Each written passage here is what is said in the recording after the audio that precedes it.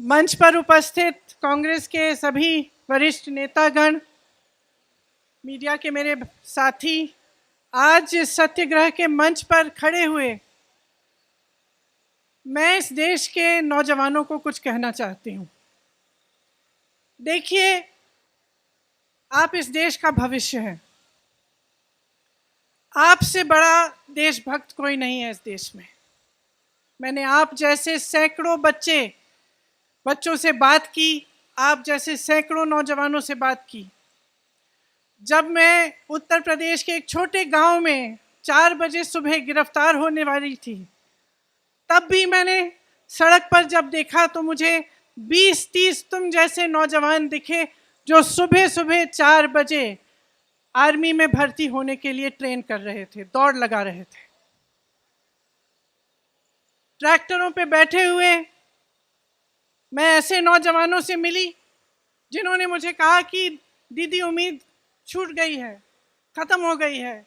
सालों से हम भर्ती का इंतजार कर रहे थे, अब हम गन्ना बेचने जा रहे हैं। मैं आपसे कहना चाहती हूं कि आपका दर्द हम समझते हैं, पूरा देश समझ रहा है, पूरा देश देख रहा है। लेकिन आप ये मत भूलो कि ये देश आपका है, इस देश की संपत्ति आपकी है, इसे सुरक्षित रखना आपका कर्तव्य है।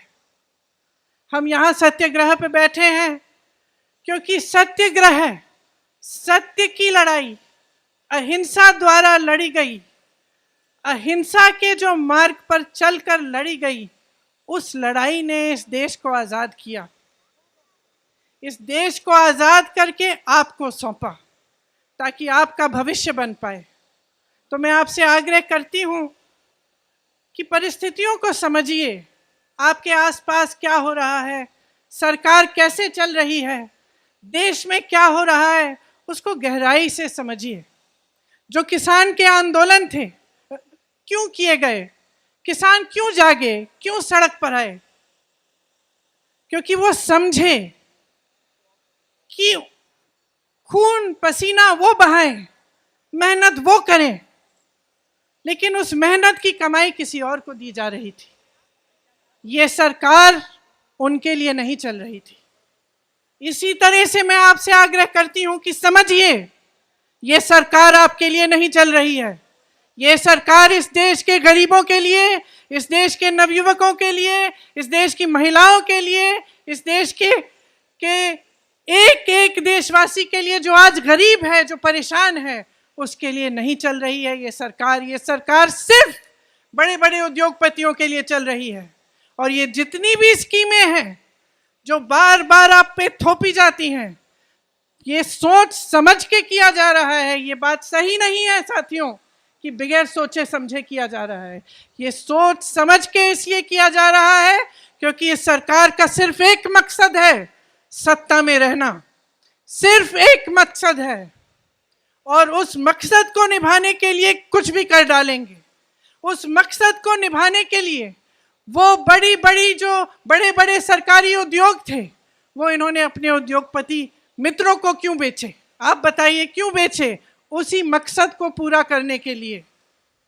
आपको रोजगार मिलता था वहां से, आपको उन उद्योगों से, छोटे उद्योगों से, छोटे व्यापार से भी रोजगार मिलता था जो तकरीबन आज बंद कर चुके हैं ये, क्योंकि इनकी नीतियों ने, नोटबंदी ने, तमाम नीतियों ने, जीएसटी ने उनको भी बंद कर दिया। और आज सेना, जिसकी भर्ती में का सपना आप देखते हैं, आप अपनी देश की सुरक्षा का सपना देखते हैं, अपने भविष्य को मजबूत बनाने का सपना देखते हैं, आप ये सपना देखते हैं कि बड़े होकर आप माँ बाप को का देखभाल करेंगे, सरहद पर जाकर इस देश के लिए अपनी जान देंगे।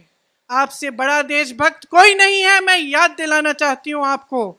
और मैं आपको कहना चाहती हूँ कि जो नकली राष्ट्रवादी हैं और जो नकली देशभक्त हैं, आंख खोलकर उनको पहचानिए। आपके संघर्ष में पूरा देश आपके साथ है, पूरी कांग्रेस पार्टी आपके साथ है।